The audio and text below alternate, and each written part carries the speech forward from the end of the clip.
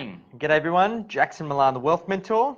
Gary, the lending specialist. And that's that's got a good ring to it, I like that. Gary, the lending specialist. And we're here for another episode of Ask Aureus Anything, our weekly live Q&A. We're actually up to episode 27, which is very, very exciting. And we're excited to be here with you again and add a ton of value. And I am making a guest appearance this week because Sam is unfortunately off sick again.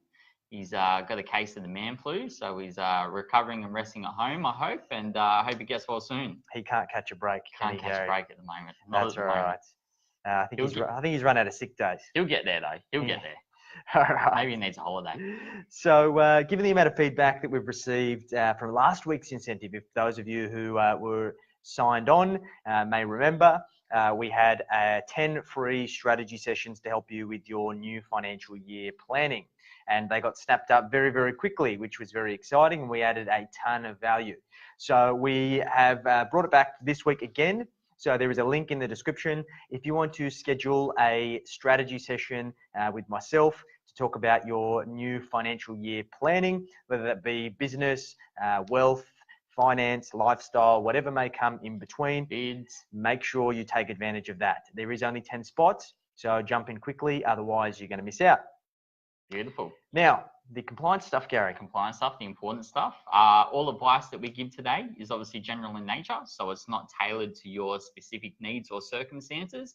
It's kind of just a broad overview of, what sort of direction you can go in from here. Obviously, if you are looking for something that is more tailored and specialized around your goals and dreams and aspirations, and obviously reach out to us and we'll have a chat from there. Yep, we will help you out. Beautiful. All right, Gary, I'm now. the first catalyst rank. Yes, so those of you who are not used to or haven't seen our Q&A before, we do prioritize live questions. So fire your questions, we will answer them first. Otherwise, we get tons of questions every single week, and we've collated some of the best ones for you because we believe they will be of value. Perfect. All right, so let's jump in. So question number one, we hear a lot about how we should be investing, but there are many things. Sorry guys, I can't read this week. Good on you, Gary. We hear a lot about how we should be investing, but are there any things you would suggest to stay away from? We got there. I got there in the end. Good question. I'm not sure who sent that one through this week, but look, things that you should stay away from, I think first and foremost are probably things that you're not comfortable with or you're not educated on. Things that probably we don't promote too much around here is crypto. Not a big fan of the crypto side of things. Not a big fan at all. We don't stock pick. So we don't pick the new hot stock tip that's just coming out onto the market or potentially coming out onto the market.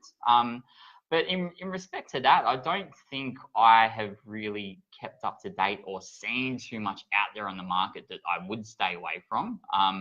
I would really just advise that whatever you are exploring the option of investing in, first off, really highly educate yourself around that.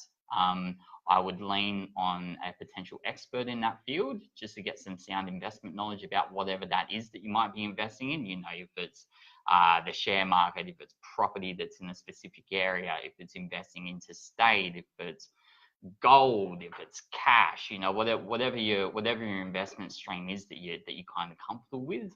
I would really just make sure that you do the research that you're considering investing in, and then speak to a professional and take it from there. You can't be an expert in absolutely everything. 100%. Most people are experts in what they do in their day-to-day life and usually what their hobbies and aspirations are. And anything that you're not an expert at, I would outsource. I agree. I think when it comes to investing, stick to what you know. And I think with most people, they get it kind of mixed up. They try and look for all the sexy stuff. There's always an uncle at a family barbecue on a Sunday who's had a few too many beers and starts throwing around stock tips and all of these things. I would always steer clear of that. Some sound advice that I received that I've always followed is be careful who you take advice from. And you should be thinking, are you paying the person directly? So there's always, particularly in the property space at the moment, there's a lot of conflicts of interest where people are getting so-called property advice from experts who are actually getting paid by way of commission from a developer or from the person who is selling. You should also be considering the level of expertise and credibility that that individual has who is advising you. So if it's your drunken uncle on a Sunday afternoon and he's a plumber, then maybe take plumbing advice, but maybe not take investment advice. Definitely not. And make sure that you get educated, like Gary said. Look online, get some books, dive into it if you're really interested about it, so then you can get an insider's perspective and get a more robust understanding before you dive in feet first. Definitely. And in saying that, look, when it comes to investing, if you do have the ability to just try and get an understanding first, then make sure that you don't just jump in head first. Try with a little bit of money so you can get a better practical understanding, so then you can continue to ramp up your efforts over time. For example, for many of our clients who start off investing in shares or index funds, we typically say, hey, start with $1,000 or start with $2,000. And then we can continue to adjust it and increase it from there once you build your level of comfort. And much like, the drunk uncle at the barbecue, or, the person that you're sitting next to at the bar who's had a few drinks, if it sounds too good to be true, then 9 times out of 10 it probably 100%. is.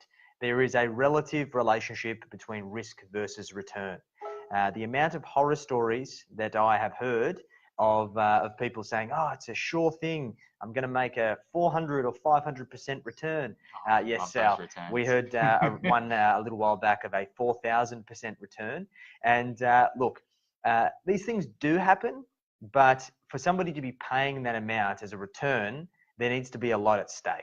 And the chances of someone actually being able to predict that are very, very slim. Correct. Those very high returns are those X factors that people don't take into account, and people get quite lucky on. It's more luck than anything else. Definitely all the luck. All right. So those of you who are watching, if you've got any questions, fire them at us. We want to make sure that you're getting a ton of value. So feel free to shoot them away. We will prioritize them first. You sit at the top of the list. If we can see you watching.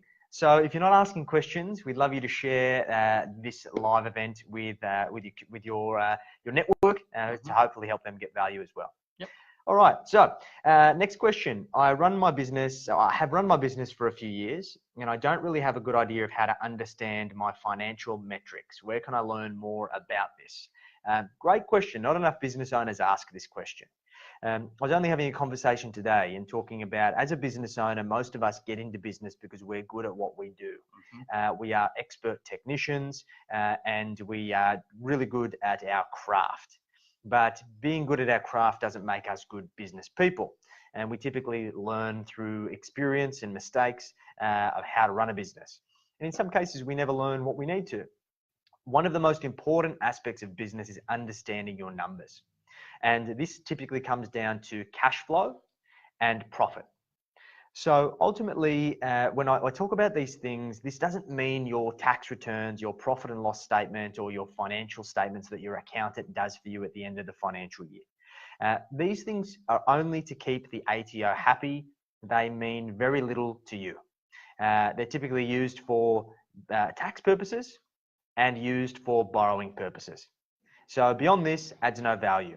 So what is really important is about your particular numbers week to week, month to month, that will allow you to achieve your goals and objectives.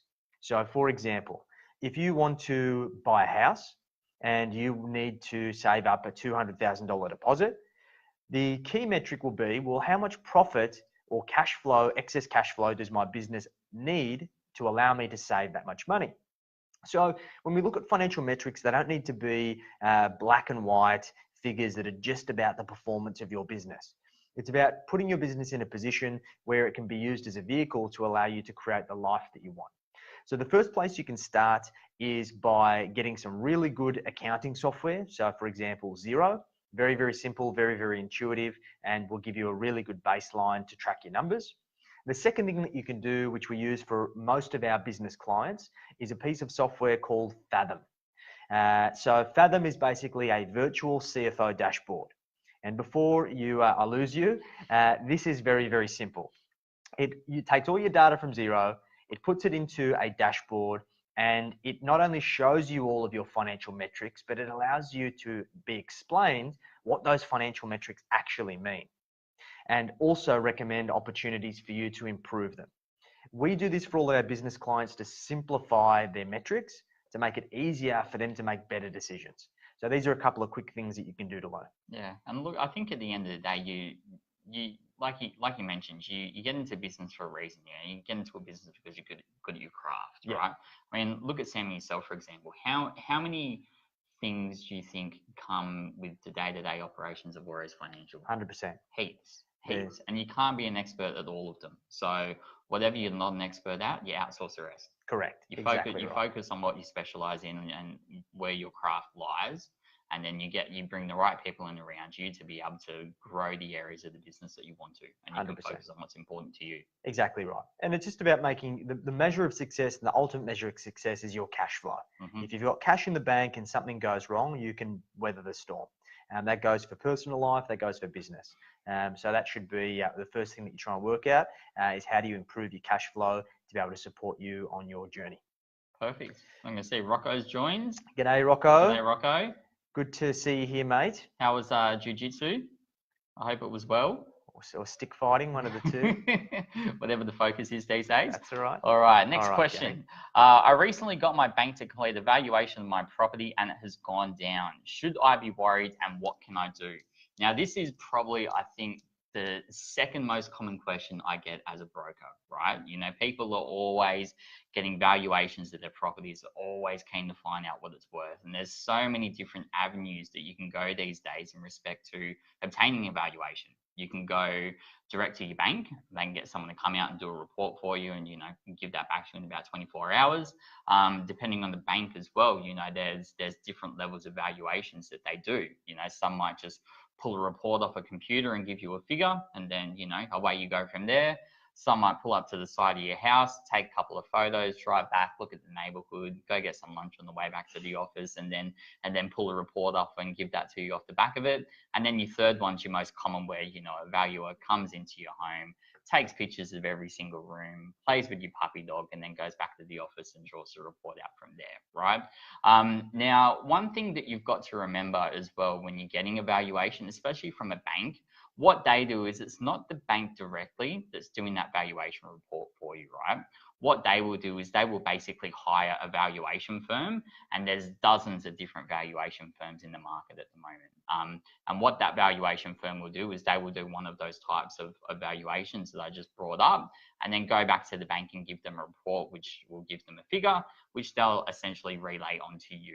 Okay, now usually what you've got to know is that if you were going to order a valuation from 3 different valuation firms, usually 9 times out of 10 you probably get 3 different results back. Okay, and a valuation firm as well is usually giving a conservative figure of what they think the property is worth to relay that back to the bank. Because usually a bank is trying to ascertain a figure because they want to work out how much money they can lend against that property. Okay, so depending on where the market is, where the property is at, you know, the location and a bunch of different variables, you know, they might be risk averse to how much money they want to lend against that property. Whereas, you know, you might get a real estate agent who comes through the property who's got their, you know, their finger on the button in respect to that current market because they're probably a local person. And, you know, they might be able to give you more of an appraisal that's current and up to date with where the market currently stands. In respect to what you do, if you get a low valuation figure from the bank, well, I think it really depends on why you were trying to obtain this valuation report to begin with. You know, were you purely just curious to see how your property's performed over the last couple of years since you've had it? Are you potentially looking to sell your property and wind down, or sell the property and cash out and upgrade? Or if you're purely just curious. So I think what you should do should depend on what the outcome is that you're trying to achieve off the back of it. You know, things that you could do is you could go speak to your local real estate agent. They could give you probably a more accurate appraisal of where the property's at in the market, provided they're a fairly tangible agent who's, you know, not trying to blow smoke up your butt to sell the property for, you know, for an exorbitant amount. You could go to another valuation firm. You could even jump online and look at resource tools like RP Data. So RP Data could give you a fairly accurate range of what your property might be worth in the current market. So there's a lot of different resources that you can undertake to find a rough estimate of what your property is worth. And if you're ever curious, you can obviously reach out to us, and we've got access to all of those things. So we've got access to agents that we work closely with. We've got access to those online tools and reporting, and then we've got access to valuations from the bank as well. Yep. So you've got plenty of options. Definitely assist on that side of things. And don't take it personally. This is the most important thing. A valuation is just a price that someone is willing to offer you on a particular day. So the only time that actually matters is if you're looking to facilitate a strategy like getting cash out or securing your home or property to buy another property, or you're looking to sell. Yep. So take it with a grain of salt. Don't worry too much about it. Don't look at it every day. Don't order a valuation report every week because you're going to go mental. Don't do that. G'day, Nonna Panetta. Thanks for joining us. And Rocco, I've checked out your YouTube channel. Shout out to Ludus Baston. If you want to see Rocco's harness skills, make sure you check out his YouTube channel. Ludus Baston, is that his channel? That's his channel's name. I'm gonna go check it out. Where it's good stuff, mate. Keep up the good work. Nice. Beautiful. All right. So those of you who are watching us live, shoot your questions at us. Whatever you may have on your mind, shoot it out. Otherwise, make sure you do share so we can increase our reach for our live event and help more people.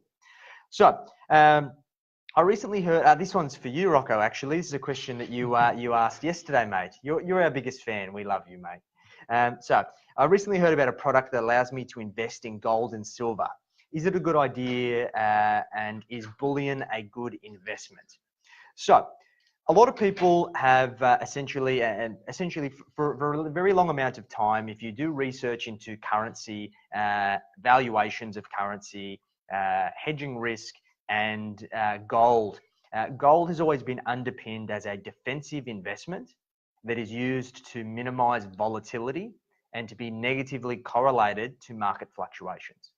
And essentially what that means is that when investment markets are uncertain, people retreat to gold and other commodities as a way of hedging their risk.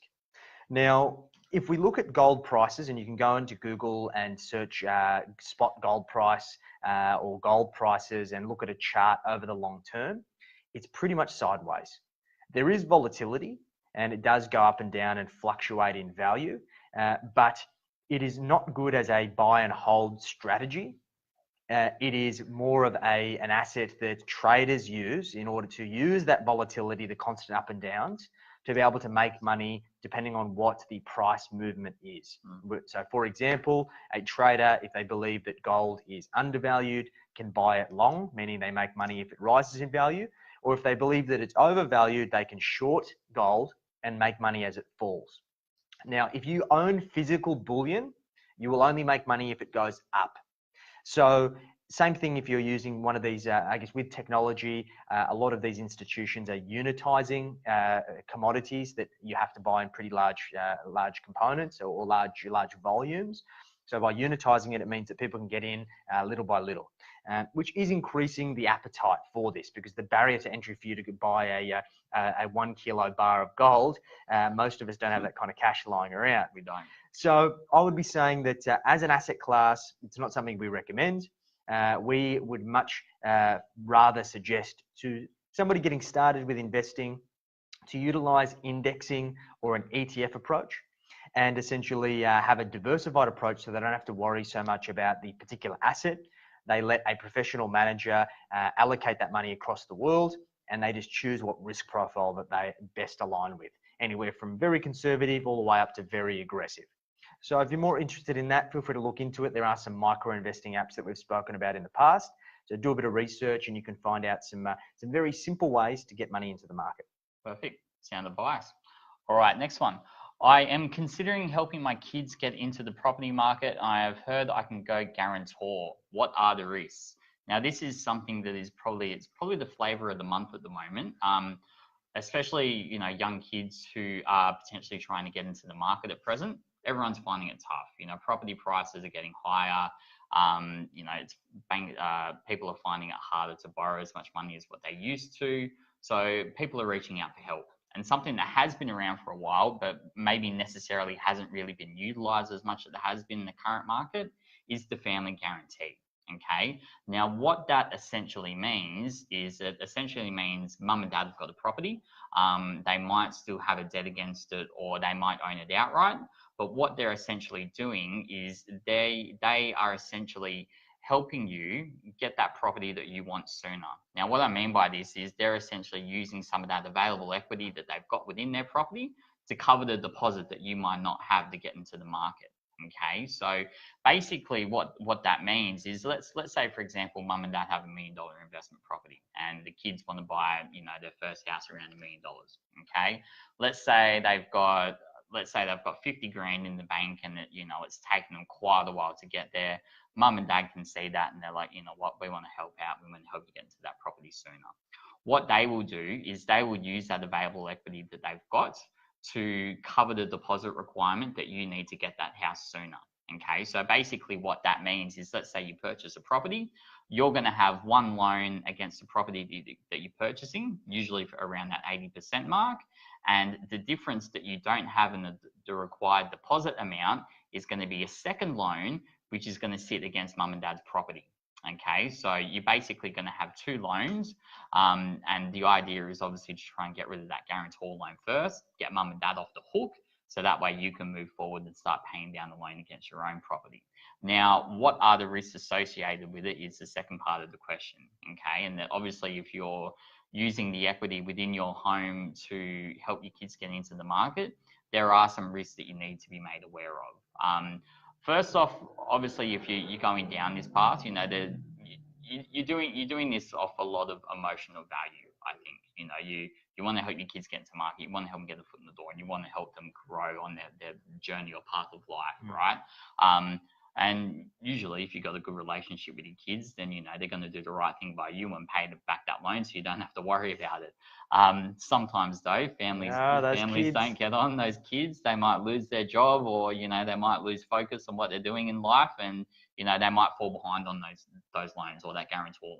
Okay, I guess the most common risk that is associated with it is if the kids don't pay back the debt that they've got, or they do start to struggle, the bank that essentially has the titles over both of those properties for the guarantor loan and the property that the kids have purchased, they essentially have all of the power and the control to basically do what they like with those properties. Now, usually 9 times out of 10, what a bank is going to do is they're going to come in, they're going to sell the property that the kids have had, usually 9 times out of 10, clear off the debt that's associated with that property, clear off the debt that's associated with the guarantor and the parents' property, everyone walks away free.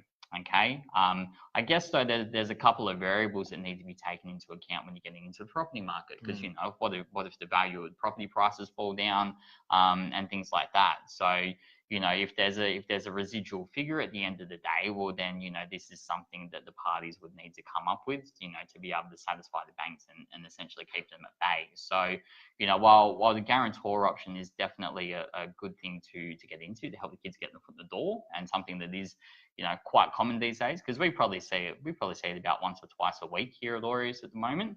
You just do need to be made aware of the risks that you're getting involved with, and making sure that you're comfortable in respect to taking on or having this debt secured against your property, because you essentially are opening up at the end of the day. Yeah, there's a few things to really consider. Comes down to, firstly, is it a good asset that you're buying? The biggest risk is a couple of things. Property goes back in value, meaning that essentially the only way that you're going to get off the hook for the guarantee is that your kids pay off that guarantee portion of the loan, which may take quite a while. The second consideration is you need to be mindful that if you do sell your own home that's used as security, you're going to need to pay back the guarantee portion, which is going to potentially eat up some of that cash that you may have otherwise thought you could have used for something else. Yeah. And then the third part is around cash flow. Can your kids actually afford to service the loan that's secured against their place and the guarantee loan? So this comes down to understanding these things, and when we help clients with these every single day. So it's just about ensuring that we run the numbers, we understand how we go about it, and we build a strategy. Cool. Beautiful. All right, so for those of you who are watching, ask your questions. There've got to be questions here, and we prioritise them live, so fire them off. All right, so this is a question that I actually got today. So I'm 87 and I currently receive the full age pension. I'm considering a downsize to move into a smaller home, but I don't want to lose my pension. What can I do? So this is very interesting.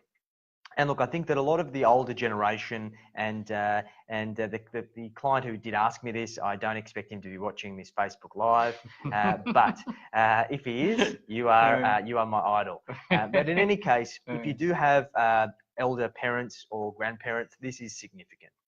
I think the older generation are very attached to their age pension entitlements. They've essentially worked their entire life, and the whole idea was that you've paid tax your entire life. It's about time you get something back, which I agree with you. But what we need to understand is that the age pension is a very low amount of income. It's significantly lower than the income that the government suggests is actually the amount that you require to live comfortably particularly if you're living in Sydney. So what we need to consider is that if you do have a surplus amount from downsizing your home, it is very likely, depending on the amount, that you can invest it in such a way where it will allow you to derive an income that's in excess of your age pension. Now, question number one, is the downsize going to result in you having more than $840,000 of excess funds from the downsize? If so, you're likely going to lose the age pension in full.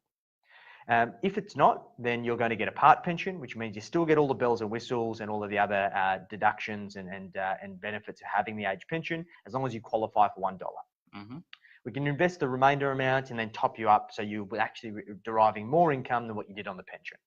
If you have more than $840,000, there are some very defensive ways you can invest the funds. It's actually going to result in you having more money than the age pension anyway. So it's one of those things that you just have to run the numbers, know what you're doing, have a strategy, and have somebody that understands the rules and can structure things in the right way for you to be able to live the life that you want. So hopefully that gives you some context. Do you think that some of our older clients are finding that there's a level of emotional attachment to the age pension? Definitely. And that's why they don't want to let go? It's that certainty. I think that these older generation, particularly if you're 87, you've seen the impacts of the Depression. You've seen some wars and a lot of turmoil, and also the global financial crisis. And the idea is that the Centrelink pension is very much guaranteed. Yeah. Of course, they change how much they pay every year, but you're going to get the same income every fortnight. So when we're talking about having money to invest and having that uncertainty, I think that's what scares most people. So it's about keeping in mind that you don't have to go aggressive. You don't have to put all the money in the share market. You're definitely not going to go and buy gold bullion and put that under your bed and just chip off little bits of gold to go buy your morning paper. This is about having the right strategy to support you at this stage of life so you have peace of mind and certainty. You need to leave it in cash if you want to. Exactly right. Not too much of it though. Not too much. It's not going to do much for you. No. Now, we had a phenomenal question here from our good friend Shane Black. Shane, I love you, mate. My question is, would you rather fight a horse-sized duck or 10 duck-sized horses? Look, that's a great question. I think the 10 duck-sized horses. I'd go to 10 duck-sized horses. Because although I'm not a very big man, I believe that I am strong enough to overcome 10 duck-sized horses. Horses aren't very scary, and 10 duck-sized ones, it doesn't scare me much. That giant beak, I think one giant duck size as a horse. I think yeah, that's a big duck. It's a big duck. Unless they've got claws too in their web feet, so you've got to watch out for that. Yeah, and I do really enjoy Peking duck, so that makes me hungry. Thanks, Shane. You're a good man. All right, moving on. What has been your favourite podcast guest and why? Okay, that's a good one. Now, I came into Aureus about 3 months ago, so I'm catching up on the podcasts. I think I've watched about half a dozen now. Besides probably the podcast that we had today, which I was a guest appearance on, which you'll find out about that in the coming future. I think probably my favourite one has been Daniel Pastro. Big Danny Pastro. Big Danny Pastro. Danny P. I think Crypto King. Crypto King. I think probably just because I've been in finance for longer than I care to remember, getting his insight into what the day-to-day life of a trader looked like and what, how it wasn't all it panned out to be in the Wolf of Wall Street and all of the other, finance movies that we see, Boiler Room and all of that. There's no midgets being thrown, no obscene parties or anything like that. It's very different to what the picture is that gets painted in the movies and things. I think it was just really good to get his insight into what his day-to-day life looked like when he was a full-time crypto trader. Obviously, he still is. Sure. But yeah, that was my favorite one. I did enjoy having Shane Black on the podcast. It was a wealth coach having another wealth coach on the podcast. Others may have been dazed and confused by the hacking of the matrix that we did. We're supposed to be like arch enemies, but I love Shane. He loves to come on our Ask Aureus Anything and give us some grief. But also, I must say, Alex Manidi. Was phenomenal. We did get flagged on iTunes for the amount of profanity that was in that podcast, because there's a little box that you need to tick when you're uploading the podcast that says, is there any explicit language? And I forgot, actually, one of our offshore team uploaded it and didn't tick the box, and we got in a little bit of trouble from iTunes. So Alex Manetti, thanks for that one, mate. Enjoy the journey was almost kaput. Yeah, because if we would have bleeped out all of the profanity, 5-minute podcast, it'd just all be bleeps. Yeah. So no, it was great value. Beautiful. Good stuff. All right, so there's been a lot of talk about family trusts. How do they work, and should I have one? Now, the talk typically comes by way of accountants or tax specialists. And in a lot of cases, in my experience, family trusts are set up when they're not actually necessary. Now, a family trust in its very basic form is a structure for holding money. And it provides the ability to have flexibility or discretion over how income and capital gains are distributed for tax purposes and for asset protection. Now, to address the asset protection first, these days there is very little benefit from an asset protection perspective of really any structure. Those myths that you've heard of being able to put all of your money into a trust or a company and being able to hide it in the event of something going wrong are gone. Not anymore. What we need to understand is trust law and structure law has been around for a very, very long time. There has been a lot of very, very bad people over that time. And as such, there's been a lot of precedents that have been set in law, which means that although the law states that there is essentially a line of separation between ownership, it does not provide you with as much protection as you'd think. There is still a barrier that deters people. They must have much more money to be able to try and get at your assets, but it is not the be-all and end-all. It's not foolproof. Not foolproof, and it's not going to allow you to hide all your money in the Cayman Islands. Unfortunately. The second one is the tax. Now, what we need to be mindful of is, yes, it does provide flexibility for taxation. So let's say, for argument's sake, if you have a family trust and your family trust earns $100,000 in income, you have the ability to distribute that income to beneficiaries named in that trust, whether that be your spouse, your children, other family members. Now, being mindful that for a basic family unit, you might have a husband, wife, and a couple of kids. If your kids are under the age of 18, you can give them $300 a year. If your wife is working, you've really got up to the top threshold of 180,000, and there's sometimes a very small window of opportunity depending on how much money you're making and how much value the family trust can actually provide. So for a lot of cases, a family trust is not necessary. The caveat to that is if you are running a business and your business is successful, it will provide benefit later on down the track, but it's a nominal benefit. So for example, Sam and I both have a family trust which owns our shares in Aureus and our other business entities that we have, and also our investment assets, because it does give us some flexibility, particularly if our partners aren't working or given that Sam's wife is currently on mat leave. It provides some window of opportunity, although it's not a huge one. It's not the be all and end all. So make sure you get the right advice before you go out and set up complex structures. They can, at minimum, cost you a few $1,000s a year in just tax and compliance. So you need to really weigh up the cost benefit. If you're earning 30, 50, 80 grand a year, in many cases, it's just not worth it. No. So if you are ambitious, you do want to build your empire, then it can be worthwhile, but it's on a case-by-case basis. So get some good advice. And please don't set these things up online. Don't do them yourselves. Don't do them yourself. We've seen a few interesting characters stroll into the office and have gone about this by just jumping online and setting them up. When you ask them the questions like, who is the appointer? Who is the director?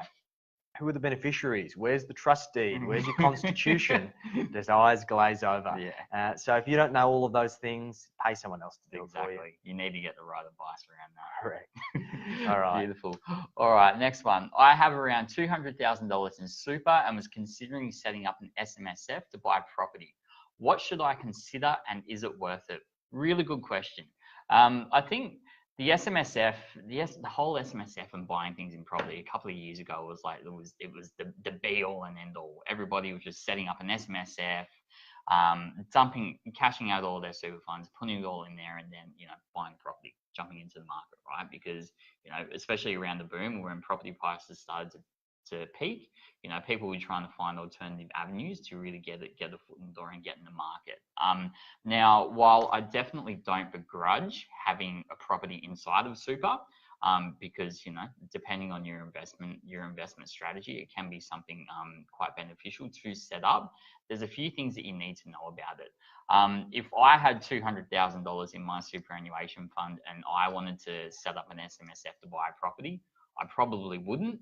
Reason being is that I personally wouldn't feel like that was enough to get a foot in the door. Depending on where you're obviously investing as well. Because what you're potentially doing is you're potentially putting all of your eggs in one basket and just having a property within inside your superannuation fund and nothing else. And what that does is that obviously opens up an element of risk if something was ever to go wrong with that property. And that's something you really need to be mindful of. I think you used to see, shonky property spruikers and stuff like that get people to set up self-managed super funds with like $50,000 sitting inside them, and then get them into some sort of Ponzi scheme where they set up, where they buy a property with 3 or 4 other people in their self-managed super funds, and then it's just a really, really messy and really, really murky scenario that you're getting in. If you were to set up an SMSF to buy property, I would definitely first off recommend getting the right advice around it, especially with the previous question as well, with family trust and things like that.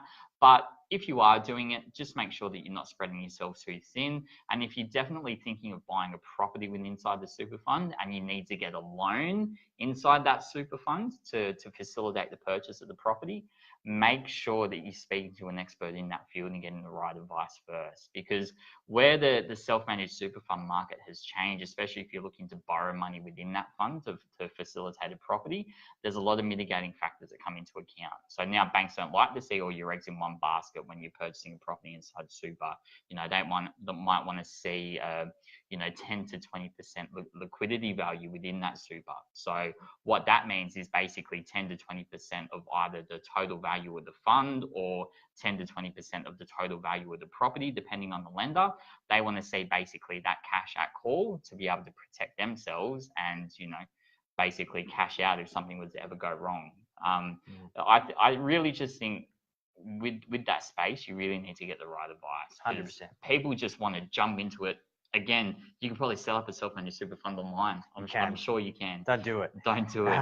And then they just go out and sign a contract and buy a property, and then they're 9 times out of 10 they can't even do it because they haven't gotten the right advice first. Yeah, here's the problem. SMSF's been around for a very, very long time, and it's evolved a lot. Like there was a point in time where you could actually go and buy cars and drive them yourself, derive personal benefit from your superannuation fund. It was crazy. It's your asset that you're going to use to retire. It's crazy. So people have done some very, very silly things, and we've seen people come to us typically after the damage has been done and it's too late.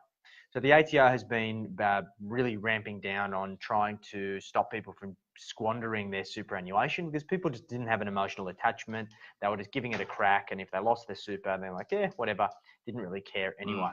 So first things first, if you've got 200 grand, I would say don't consider it. For most of the people that we speak to, we talk more people out of it than into it. The very bare minimum that you could consider as a balance is about 300,000. Typically, both you and your partner need to be working because it is very, very likely that if you are buying property inside your super, that you need to be contributing additional funds towards it. So further to that, the banks, as Gary said, are getting more and more strict. So there's fewer players in the space, meaning that interest rates are very expensive, the terms are very strict, and you need to really make sure that you've got a strategy. So stage one, get some advice. I would advocate not getting advice from an accountant. The reason why, and nothing against accountants, is that the accountants can only provide you with advice around the setup. They cannot provide you with advice around the investment strategy. It is outside of their realm. So go to an accredited SMSF specialist advisor who can provide you with advice around the establishment and the strategy amongst everything else, including risk management, cash flow, contributions, retirement planning, all of these things. Now, once you've got your strategy and you've worked out whether you should actually be doing it, then you should be working with a mortgage broker before you look at any properties to find out your borrowing capacity. Now, first things first is we would always advocate not to buy a property off the plan inside superannuation. We've seen it, it's very, very high risk. You can't get a pre-approval because it's typically too far out for you to be able to do so. And it essentially means that you're going to be in a position where you may fall short, may default on the contract or not be able to settle on the contract, and you may lose money. So then it's about getting the right property advice. We always advocate using a property buyer. Get someone who's an expert who can find the right property that's actually going to grow. And once you consider all these things, it might cost you $10,000, $15,000, $20,000 to get your funds set up, getting the right advice and settle on the property. And once you do all the math, most of the time it's just not worth it. Yeah. I think you're probably better at answering this question than me, but especially with setting up those SMSFs, you talked about people driving around in cars that they've got invested in the funds and that type of thing. What are the implications if you get caught out by the ATO these days in respect to your superannuation fund 100%. and if you do something wrong? Look, I'll give you a horror story. I had a guy who strolled into the office one day freaking out with his shoebox full of paperwork. And he thought it was a great idea to use his superannuation fund to buy an investment in Bali. That was a unit, which is fine if you set it up the right way. Not to say that Bali is a good place to invest, but in any case, more of a lifestyle choice than an investment. The kicker was that he'd actually gone and lived in the property for a period of time and derived personal benefit, which is in breach of what's called the sole purpose test. You do not have the ability to derive personal benefit. You have to be making decisions for yourself in retirement, not for yourself now. And you aren't able to derive personal benefit from anything that's inside the fund. So he'd sold the property, he had the cash, and he essentially wanted to work out how he can wind up his fund and make sure they didn't get into trouble. Now, the maximum penalty that the ATO has the ability to hit you with is the top marginal tax bracket. So essentially taxing 46.5% of your superannuation fund. Not good. They don't pass this out lightly. You'd have to do something pretty bad. But they also have implemented what's called a speeding tickets regime, which basically means you're personally liable for the bill. So it could be anywhere from $300 up to, I think about now, $13,000 that you have to pay for personally, or all of the trustees have to pay for. So you can all get hit, particularly if you are an individual trustee or trustees. So all these things should scare you into making sure you get the right guidance if it is something you're considering, to make sure you are fully informed before you dive in. Cool. Alrighty. Cool. Next one. We have, I have a high-performing staff member and I'm worried they might leave. Should I offer them equity or is there another way? Really good question. I'm going to take my mic off and leave now. Yeah, don't listen to this, Gary. So there's a couple of ways you can go about this. You can give equity, I guess known as sweat equity, or you can sell equity if there's value in your business. You can provide some other types of incentives, whether it be a profit share arrangement, or depending on the size and tenure of your business, you can also set up an ESOP scheme, which is an employee options scheme. So first things first, you need to just consider what value your staff have in your business, and particularly key people. You want to keep them around. And one of the best ways that you can keep them around is to provide them with ownership in the business. One of my mentors always said to me, it's better to get 90% of a bigger result than 100% nothing. By potentially diluting 5 or 10% to high-performing staff members, it's going to get them really motivated to get a return and be able to drive benefit from that equity. But it's also going to give you 90% of the outcome as well. So it's a win-win. But you need to be mindful that once you've given them equity, if things don't go to plan, then it can be very, very difficult to get rid of them because they're now owners. So first thing I'd be saying is to get some advice around your short and long-term incentive schemes. Have a chat to your staff member and see what motivates them, what they're working towards. And firstly, make sure there's a values alignment. Use behavioral profiling and other tools to be able to get that understanding. And one really great way that you can consider is essentially an equity strategy where they get equity by hitting certain targets, but that equity is held in a facility called escrow for a certain number of years. So let's say, for argument's sake, I say, hey, Gary, you're a high-performing staff member. I want to give you the ability to buy 5%. And by hitting certain targets, every year you'll get 1%. Now, you will get the benefit of that 1% every year when you reach the target, but you don't physically own it for 5 years. Meaning that if Gary leaves in year 3, he forfeits his equity. And so that basically means that, okay, well, how much is that 5 years of having that staff member worth to me? And you can also protect yourself by having a shareholders agreement. That means that once they do have ownership, there are rules around how they have to conduct themselves and how you can be protected if there is some type of issue. This is all great stuff and can help you build a really valuable business with staff that really enjoy being there and transition them into the mindset of being an owner.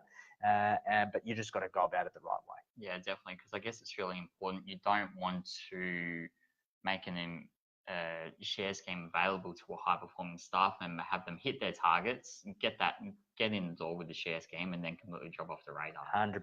So you want to make sure that, like you said, they're aligned with your values, but you've also got those layers of protection in place. So that way, every party wins and everybody's, on the same level to achieve a similar goal or the greater good. Exactly right. And look, one thing that I've seen a lot of businesses fall into the trap of is setting all of their goals as financial. And if you set all of these financial goals for a high performer, they may strive for them in spite of everything else and may actually cause more damage to the business than good. So it's important that you consider both the quantitative or the numbers and figures, but also the qualitative and the way that you want them to act in your business when it comes to them qualifying as well. So hopefully that's of value. Definitely. All right, on to the next one. Do you think that interest rates will be going up anytime soon?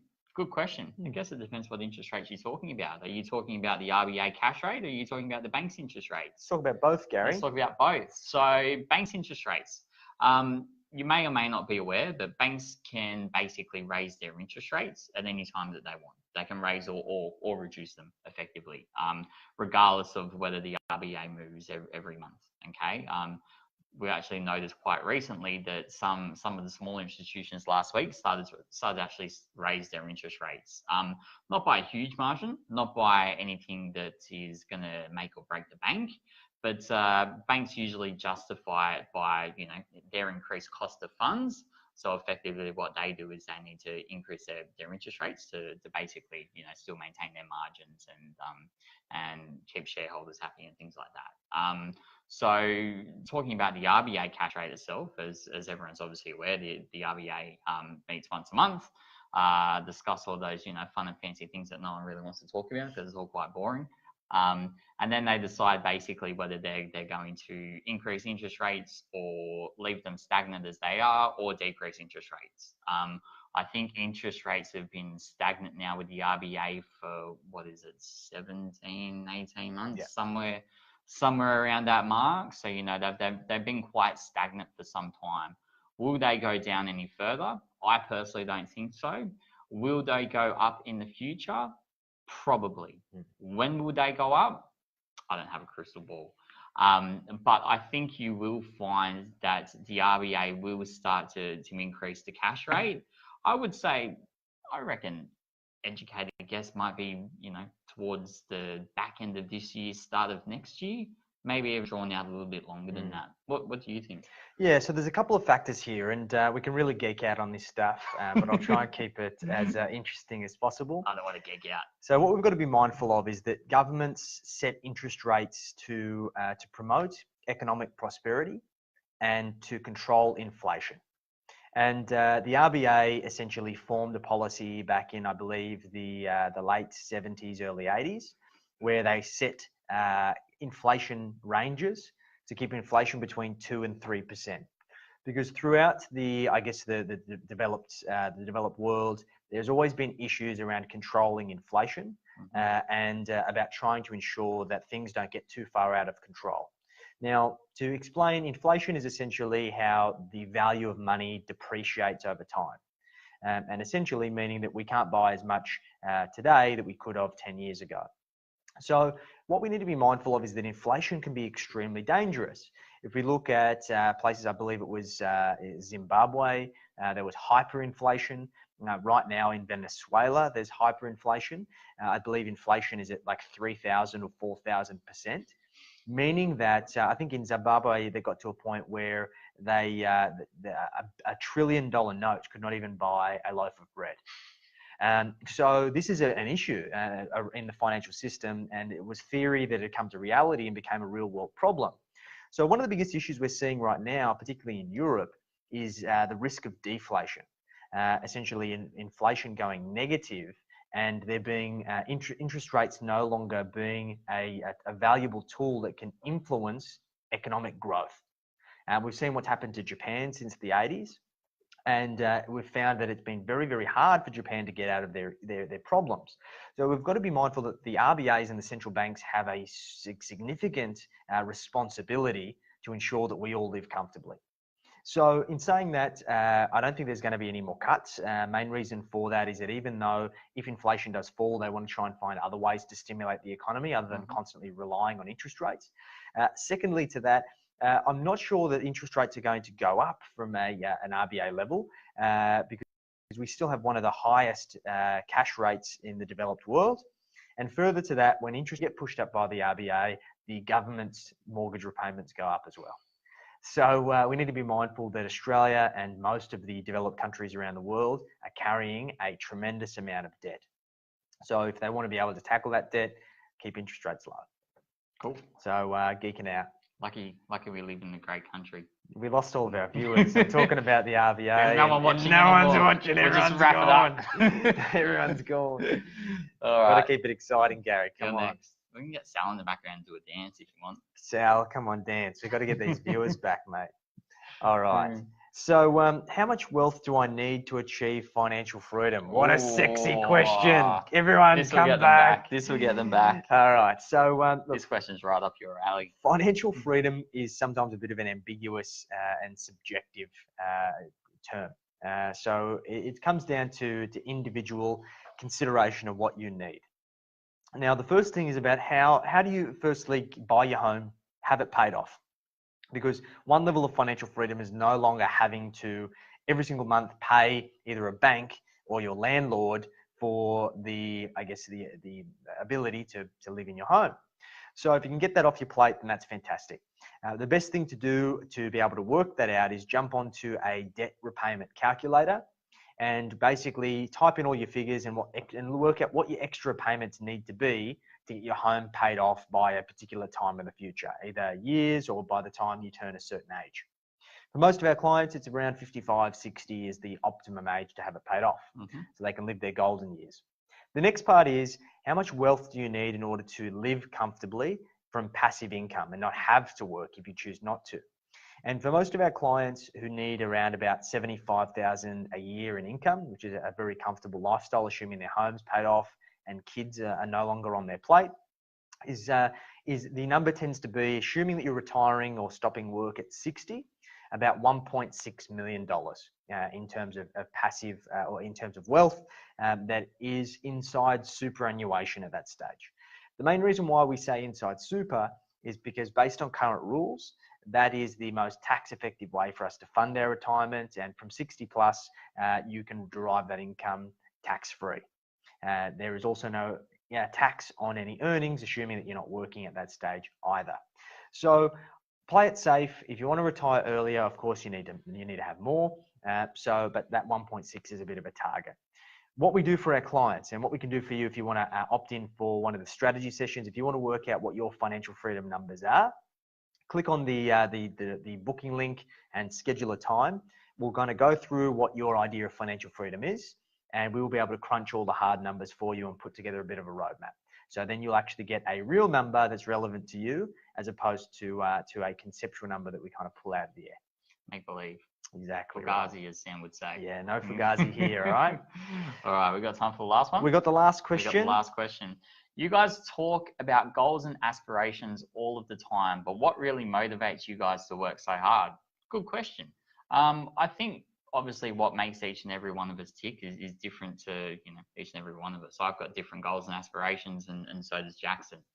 We kind of had a bit of a chat around this morning, because I recently set a goal for myself where I want to buy a house in a certain time frame. So I want to buy a property that's my own, that I'm residing in, and I've kind of given myself a time frame of when I want to have it and how I essentially want to get there. So I've kind of reverse engineered that process. So now what I need to do is I need to continue to keep myself motivated to basically achieve that goal in that period of time, because it is a goal that's probably drawn out over a couple of years, and there's a couple of things that I want to sort out in between them as well.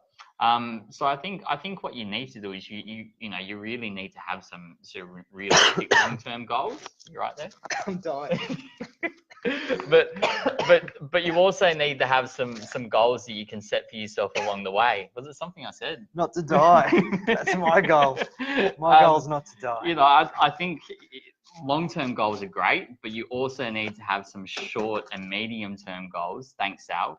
To keep yourself motivated to get to that long-term goal or that long-term dream, because most people have like a big goal or aspiration that's up there that they want to achieve, but they either don't have a path to get there, or they don't have something in place to keep them motivated along the way. And you need to do something to basically keep yourself going, because otherwise that big goal that you're trying to aspire for and achieve seems like it's an eternity away, and you're going to fall off the map and not get there. 100%. Well, my goal right now is not to die. Not to die. We can't afford to lose me and Sam. I think Sal, you're going to be on the podcast next week. You guys are going to be here with both of us gone. But look, the thing that probably inspires me and motivates me the most is, of course, my own financial goals. I want to get to a point where I can have the freedom to choose how I spend my time every single day. Of course, starting a new business, we've got a lot of responsibility financially to be able to bring in a certain amount of income.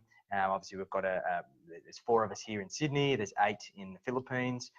So that's a lot of mouths to feed and a big responsibility. So I want to get to a point where we've got the business established, we've got all of our costs covered, everyone's earning what they deserve. And it gives me more freedom to do the things that I want to do, like speaking engagements and mentoring and that kind of thing. Further to that, it's about having the lifestyle that I desire. I'm a business owner in spite of all the stress for the flexibility. So I like to travel. I want to get back to a point where I can work 4 days a week, have 2 months off a year, and actually enjoy the fruits of my labor. So those are the things that really motivate me. And of course, I want to get to a point where I can buy the house that I want up on Beacon Hill, looking over the beaches. But we've got a bit of a way to go to get there. So keep working hard, and it will all come to fruition. How many dogs are you going to have? I will have 1,000 dogs. 1,000 dogs. Yeah, 2 now and 998 to go.